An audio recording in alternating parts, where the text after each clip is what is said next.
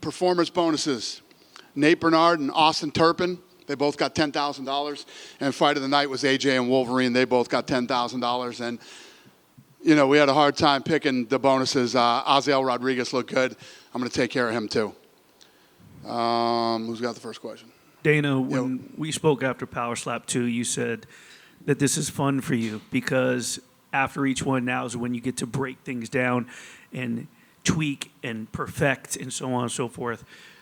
Now that you're after your third one, where do you rate this? How happy are you with the production?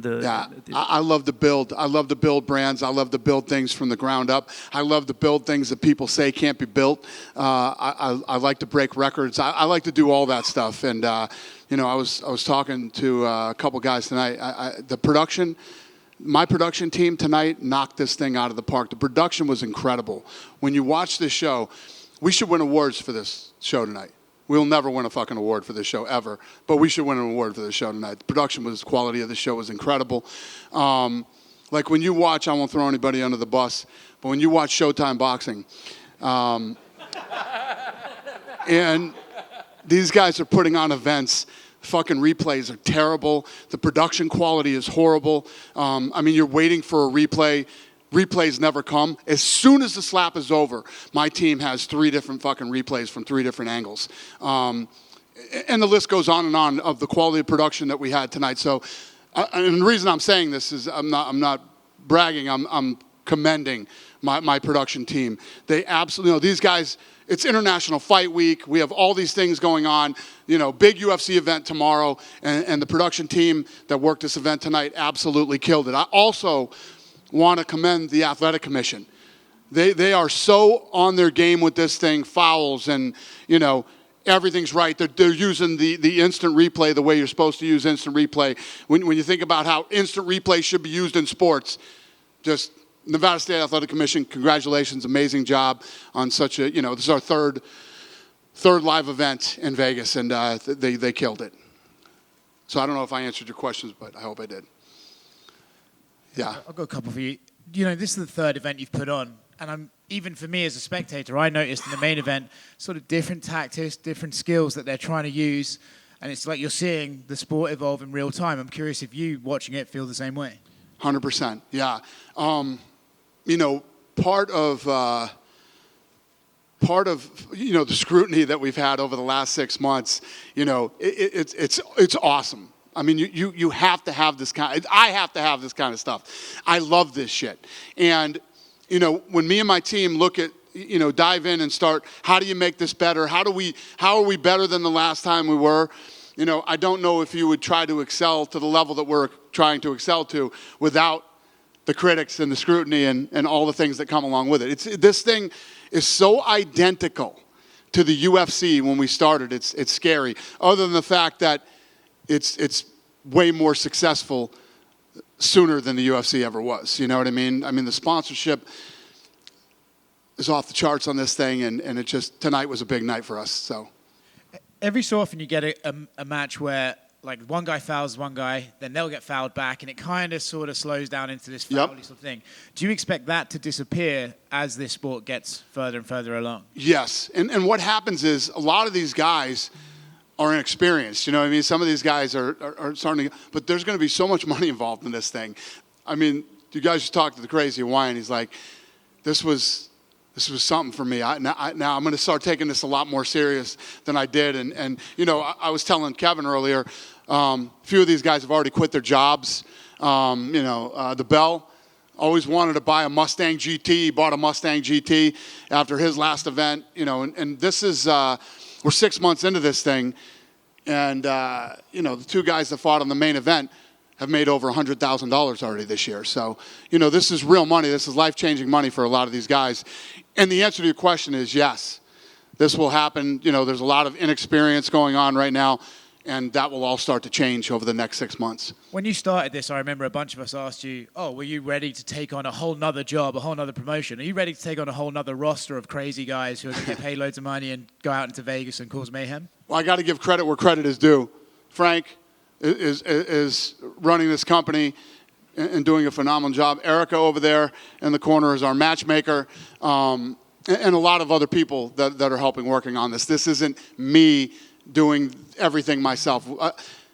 One thing that there aren't many things that I'm good at, but one thing I am good at is I've always been good at building good teams around me.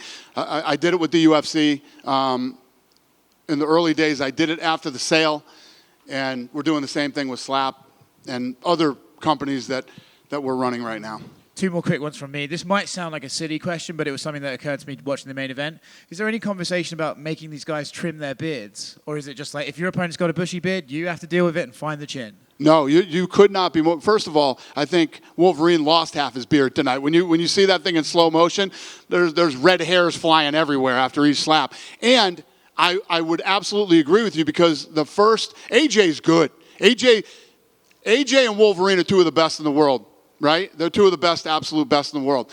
And I think that AJ had a hard time finding his chin in the first one. And Kevin, we go back to the old days of boxing. You weren't allowed to have a beard in boxing. You had to shave it. Now everybody's got a fucking beard. So I don't know. That's up to the commission, not me. But yes, I agree with you 100%. And last one from me, you obviously announced Jon Jones versus Stipe Miocic today for the 30th anniversary card, massive heavyweight fight. What do you think it means to both of those guys, and why was this the fight to make? What was the question? I'm sorry, I missed it. You made Jon Jones versus Stipe, yeah. Big fight. Yeah. So, yeah, we're going back into Madison Square Garden.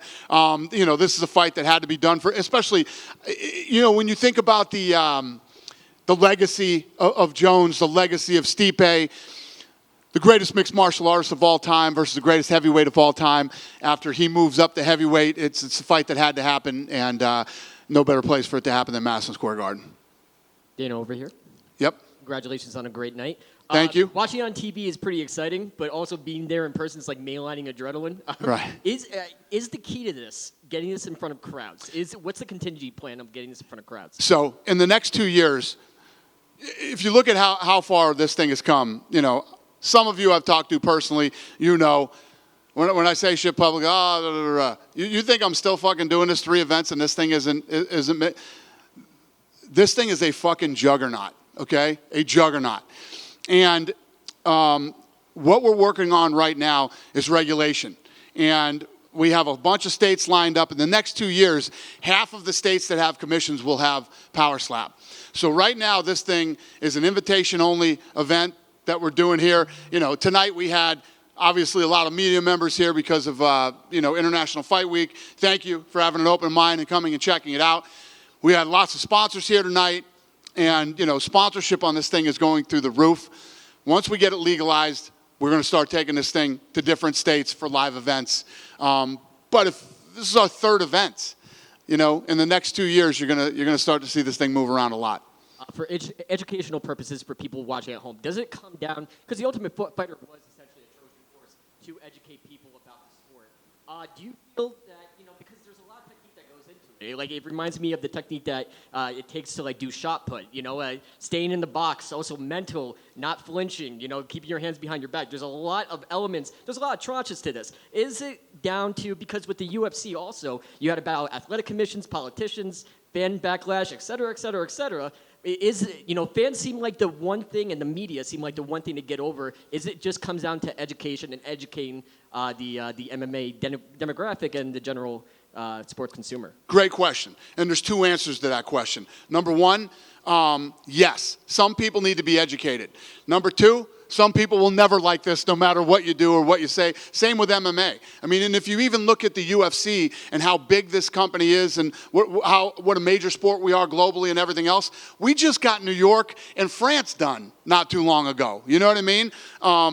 So when you look at this as new, this seems crazy to everybody. Same thing that we went through with the UFC. And I was saying this tonight to Kevin too.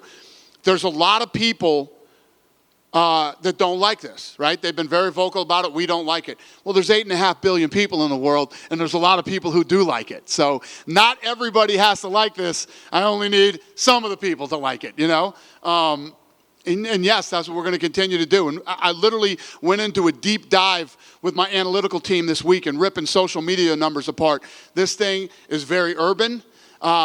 This thing does unbelievable with the Mexican community. It's off the charts in India, and it's very fascinating as I start to dive into this thing and continue to study it and figure out how we're going to build this stuff. And I cannot explain to you enough how much I love this. This is what I love to do.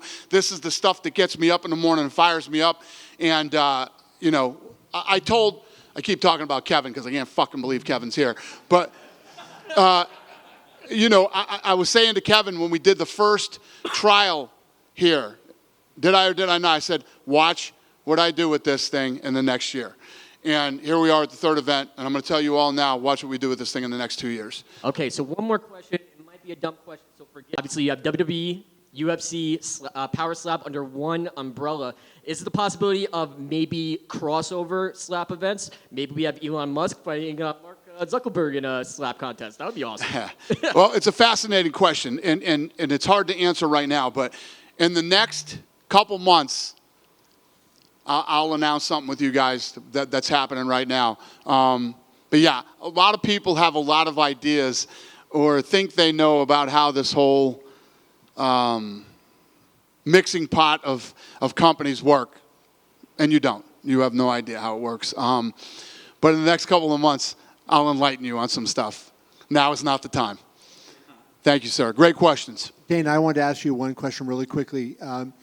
I saw Derek Stevens was here tonight. Yep. Did he like it, and is that something that you two could do business together? Derek Stevens is a big sponsor. All the fighters stay at Circa, and he's been a bit.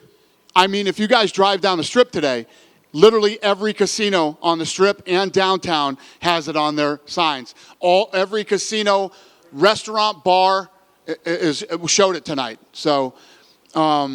In the beginning, in the early stages like this, it's about getting eyeballs on it. And Hooters, Twin Peaks, Dave & Buster's, PT's Pubs in Vegas. The list goes on and on of all the bars that showed it tonight, too. So. You have deals with that? Huh? You have deals with that? Yeah. Yep. Dana, you keep talking about the numbers. You're big on the numbers. The coin toss, that came out well in advance this time around as opposed to 1 and 2. How much did that play into like the betting numbers and so on? Did that have something to do with it? And what's the return then the feedback you're getting from the betting numbers? Yeah, it's all about the betting. That's why we do it early, because that obviously affects the way people will bet on the sport. And that's the other thing. Another great question. If you look at every major casino had betting. All the offshore DraftKings had betting on it. I mean, what's the Noke boys? Rubet had it. Yeah. FanDuel. I mean, all the majors have gambling on this thing now. So the answer to that question is, hell yeah, it's doing good, or they wouldn't even bother with it. So, I mean, when you look at, talking about legitimacy early, we're doing everything that we did in the UFC. We're out getting this thing sanctioned. We're working with the athletic commission to make sure they do a great job. Everywhere that you possibly bet on it has betting, has odds on it. The production quality off the charts. The list goes on and on of all the things that we've worked on over the last, you're talking 6 months. We saw the NFL owners agree to allow sports betting kiosks in stadiums. Is that something you would entertain down the road, possibly in events, and then maybe even with UFC where they could have kiosks and be able to bet? You could bet on your phone, obviously, but right. For people that wanted to bet in kiosk, is that something that you would entertain? Probably the wrong guy for this question. I'm a sick degenerate. I love gambling, and yes, I would absolutely, positively. It's part of the fun of watching sports. Everybody bets on the games on Sunday, and you watch the games that you bet on. Same thing with fights, and I would do kiosks in a minute. Yes. Dana, yep. Is a super heavyweight title coming soon? Yeah. We like the super heavyweights. They're fun, and in the UFC, super heavyweights never really made sense. But in this sport, there's a lot of guys out there that can actually be fun and exciting. If there is a title for super heavyweights, what is the weight limit? Is it 265 plus against 400? Yeah. Would it be These guys are what? What is it? It's 200 up, right?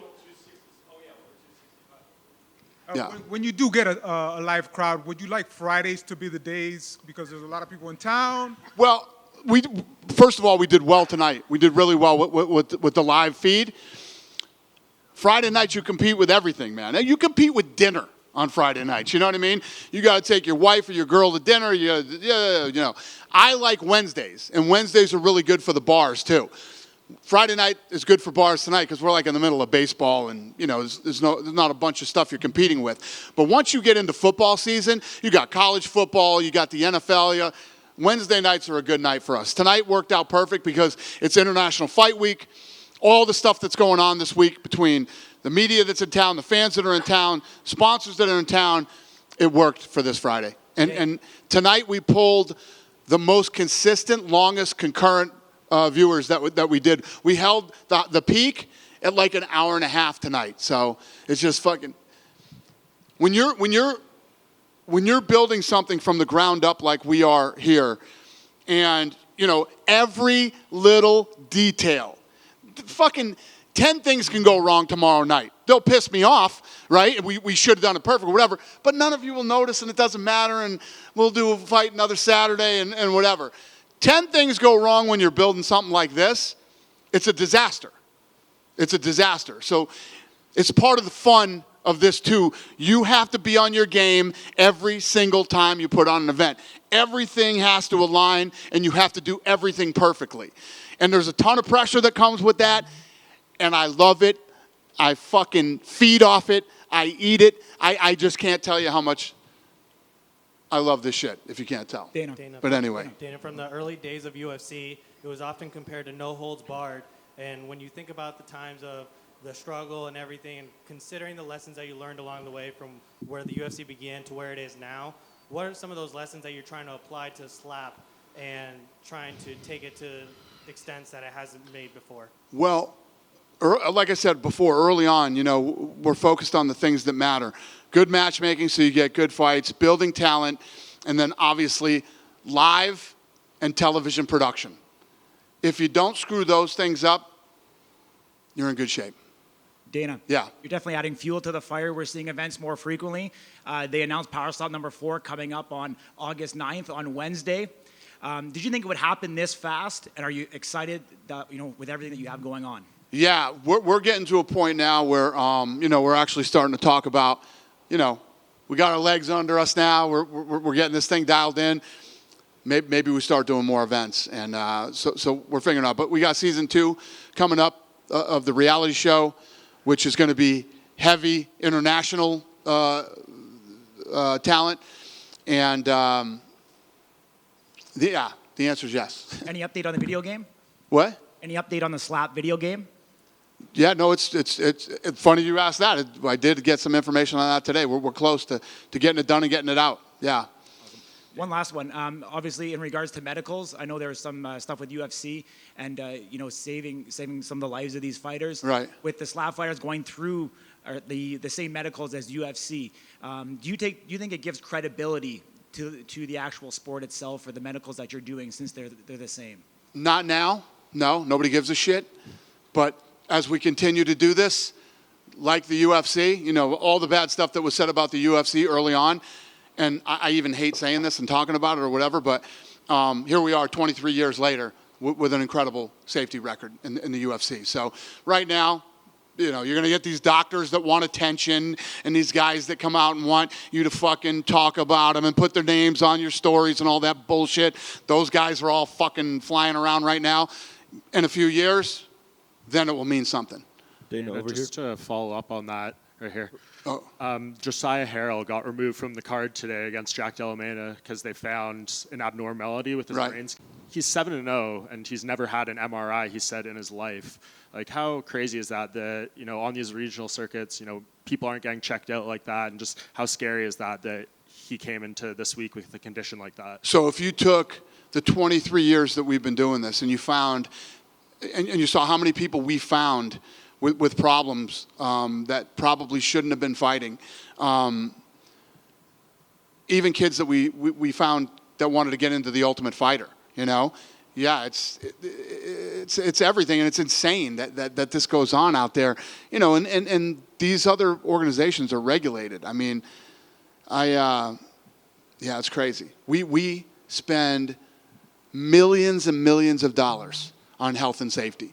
It is the most important thing that we focus on and that we care about as far as putting on fights. And like he was just asking, these guys go through the same exact medical testing as UFC fighters do. Is there anything that can be done in the sport as a whole? You know, a message maybe you can send to these lower level promotions on how to maybe better protect, or is it just a money thing that They can't they afford don't it. have it? They can't afford it. It's like even Logan Paul and I have had this conversation. Logan Paul was doing the slap thing before me.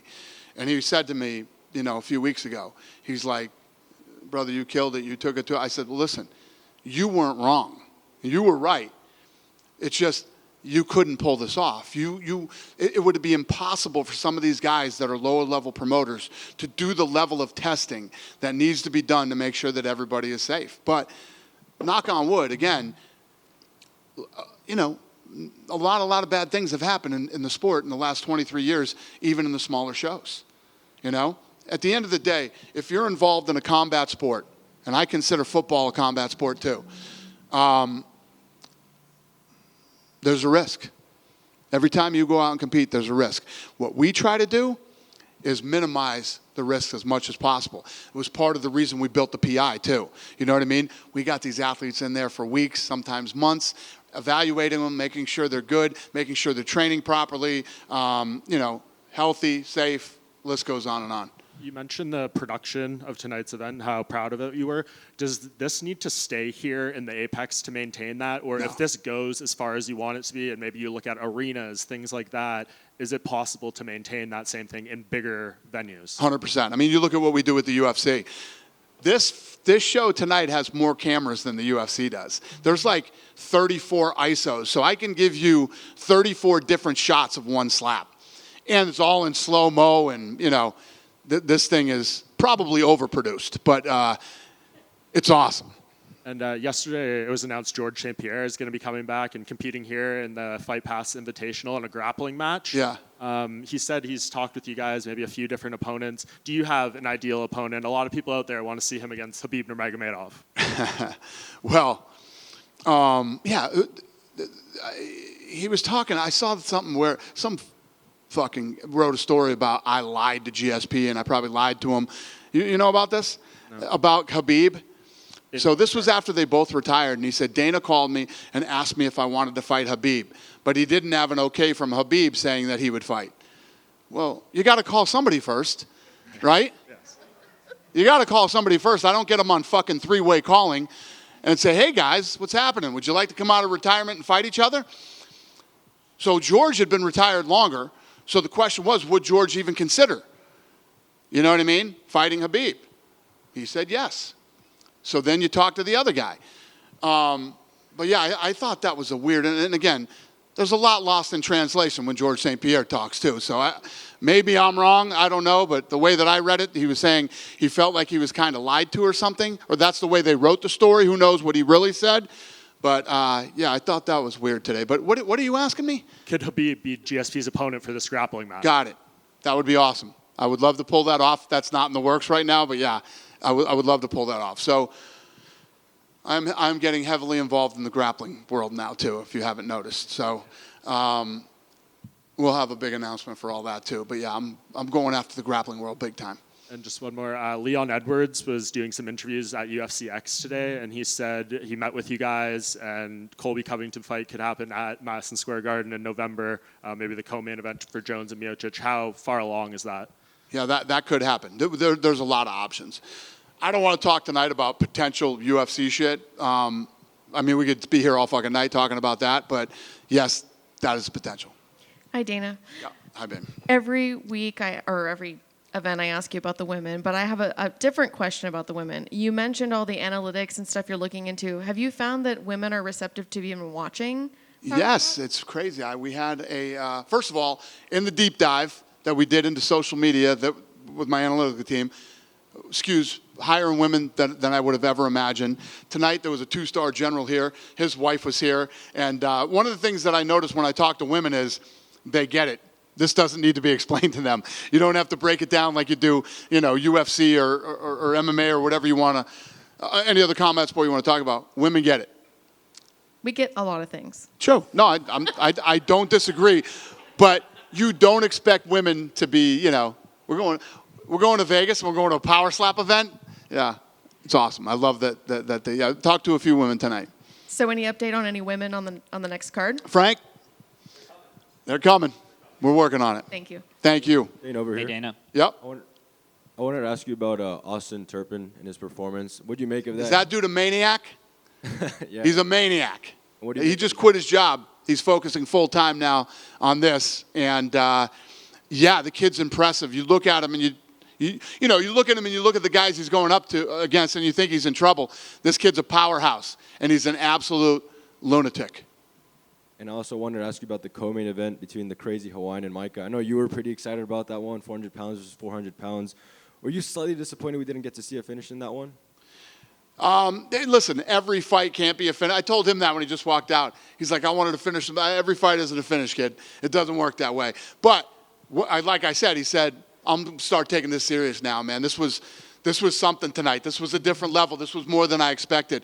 And he saw his brother fight. So I think what happens is with a lot of these kids, we treat all, whether you're in the UFC, you're here, you show up, you feel like a professional athlete. You know what I mean? You're treated like a professional athlete. And I think that's what they walk away with after this experience. And we've heard it from a lot of the fighters. They're starting to take this serious now. A lot of guys are quitting their jobs and looking at doing this full time. And back to the light heavyweights. After tonight, would Wolverine versus Turpin be something you're interested in? Is what? Wolverine versus Austin Turpin, something you'd be interested in? Holy shit, this is turning into a UFC press conference now. I don't know, brother. I don't know. I'll get back in the matchmaking room on Tuesday and we'll figure it out. Thank you. That's my patented answer for everything. Hey, Dana, follow up on what was mentioned earlier. You had mentioned earlier in the press conference how the belt finally got to buy a car. Yeah. And when you have stories like Jens Pulver talking at the Hall of Fame inductions about how MMA saved his life, when you facilitate or are in charge of many of these great organizations, for you, how does that human aspect remind you of what this is all about? Yeah, you know what? It's funny because when I was earlier talking about the negativity that was surrounding Power Slap, when you dive in and you start to talk to some of these people, and you realize how it changes their lives and how this impacts their families, and it's easy to sit on your fucking high stool or wherever you're coming from, or you just don't understand the sport, or maybe you're just not a fan of there's some people out there that don't even think heading should be allowed in soccer and stuff like that.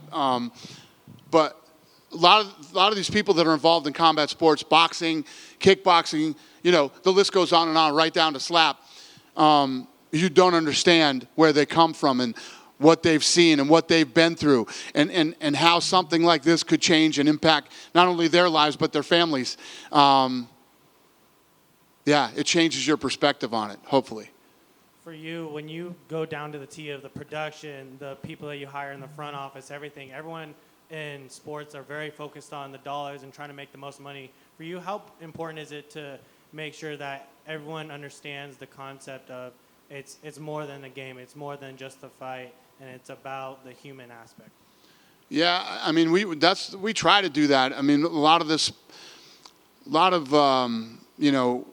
what we do here in the UFC and here is try to do some storytelling and let you know who these people are and understand them. But, I don't know if it reaches anybody. Because at the end of the day, there has to be why. Why are we here tonight? Why are these two guys slapping? For what? What does it mean? What's the goal here? And, we talked tonight about rankings. A few of these fights, Erica was telling me tonight, had title implications and things like that. So those are the stories that we try to tell, along with who are they, where do they come from, and why should you care about them? Hey, Dana, over here. Last time at Power Slap 2, you said there was 20,000 applicants looking to come in and slap. Has that number increased, and any UFC fighters showing interest in coming? Macy Barber was talking to me about it tonight. I don't know if she's serious, but yeah, who as this thing continues to grow, and at the end of the day, the reality is the more money that comes into the sport, the bigger it gets, and the more people that'll be looking for opportunities. But I think that you will see it. But the balls that you have to hold that pad behind your back and take a slap from another person is another level. We didn't see Wolverine walk out here today. Is everything okay with him? As far as He's coming out next? Okay. Are you excited to have KO Chris back? Is he going to... very, I love that kid. He's a maniac, but I really like the kid a lot, and obviously he's super powerful, and he's fun to watch, and yeah, I'm excited to have him back. Fans were disappointed last night that Anderson Silva was not in attendance for the Hall of Fame. Do you know why he was not there? That Anderson wasn't what? That Anderson Silva was not at the Hall of Fame last night. Do you know why? No, I don't know. And then finally, how real is Zuckerberg versus Musk? Because now we're hearing that like Musk's mom doesn't want him to fight. Like, how real is this thing? It's very real. It's very real. Thank you. Good night. Thanks for coming, you guys. I appreciate it.